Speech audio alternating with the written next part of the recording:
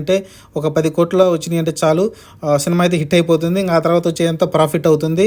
ఒక bad talk వచ్చి అలానే ఒక సినిమాలో కథ లేదని చాలా నెగిటివ్ ప్రచారం జరిగిన సినిమాకి ఆల్మోస్ట్ ఇంకా డెడ్ అయిపోతుందన్న సినిమాకి 100,00,00,000 నెట్టి పెట్టడం అంటే మామూలు విషయం కాదండి. అలానే హిట్ టాక్ తెచ్చుకోవడం అంటే మామూలు విషయం కాదు. మనం చూసాం ఆల్రెడీ 'ఆచార్య' లాంటి సినిమాని డిజాస్టర్ అయిపోయింది. 'చిరంజీవి' లాంటి పెద్ద హీరో ఉన్నప్పటికీ డిజాస్టర్ అయిపోయింది. అలానే పవన్ కళ్యాణ్ సినిమాలు కూడా 'అజ్ఞాతవాసి' లాంటి సినిమా కూడా పవన్ కళ్యాణ్ ఉన్నప్పటికీ అది ఫ్లాప్ అయిపోయింది సినిమా. అలా చాలామంది అయితే దెబ్బ కొట్టింది. అలానే మన 'రామ్ చరణ్' సినిమా కూడా ఫ్లాప్ అయ్యడం చూసాం. బోయపాటి సినిమా అయితే ఇలా 'వినయ విధేయ రామ' అయితే ఇలా రకరకాలుగా అయితే ఒక బ్యాడ్ టాక్ వచ్చిందంటే సినిమా ఆల్మోస్ట్ డెడ్ అయిపోతుంది. కానీ ఇంత నెగిటివిటీ ఇంత సినిమాలో కథ లేదన్న తర్వాత కూడా ఇంత డబ్బులు వచ్చినాయి అంటే అది ఖచ్చితంగా మహేష్ బాబు స్టామినాని. అలానే మహేష్ బాబుని ఎంత ఆదరిస్తున్నారో ఫ్యామిలీ ఆడియన్స్ కావచ్చు, యూత్ కావచ్చు, అందరూ అభిమానించి అయితే సినిమా థియేటర్లకు వచ్చి అయితే సినిమాని అయితే హిట్ చేశారనుకోవచ్చు.